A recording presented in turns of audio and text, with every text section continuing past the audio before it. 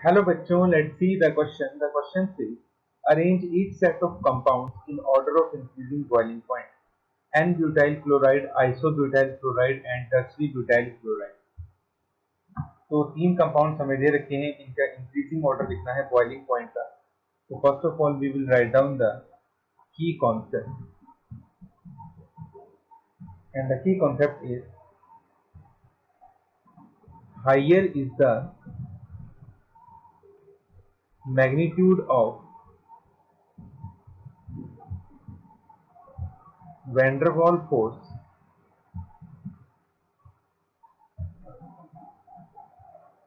among molecules, high will be boiling point.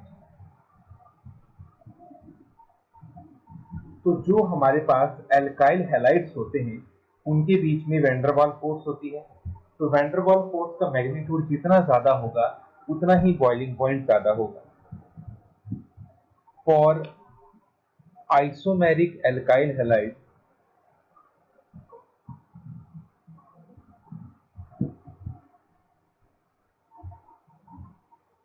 Van der Waal force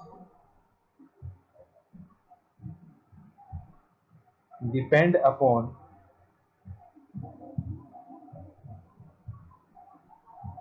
surface area of molecule.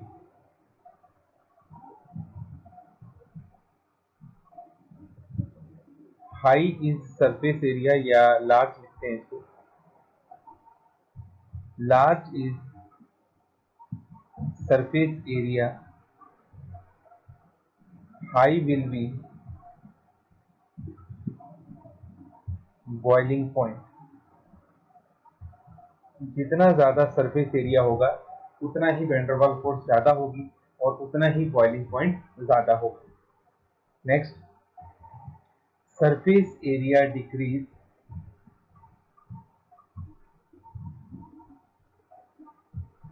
with increase in branching. जैसे जैसे molecule में branching बढ़ती जाएगी उसका surface area कम होता जाएगा, और अगर सरफेस एरिया कम होता गया तो बॉइलिंग पॉइंट भी कम होता जाएगा. First of all we having n butyl chloride, CH3 CH2 CH2 CH2Cl. This is N-butyl chloride. Second one is isobutyl chloride, CH3 CH CH3 CH2Cl. This is isobutyl chloride. इसमें हमारे पास one side branching आ गई. And then tertiary butyl bromide, this is CH3C CH3 CH3C. This is tertiary butyl chloride. ठीक, तो जैसा कि हम देख सकते हैं सबसे ज्यादा ब्रांचिंग आप इसमें देखने को मिल रही है टर्शरी ब्यूटाइल क्लोराइड में. तो क्योंकि टर्शरी ब्यूटाइल क्लोराइड में सबसे ज्यादा ब्रांचिंग होगी इसका मतलब इसका सरफेस एरिया सबसे कम होगा. So n butyl chloride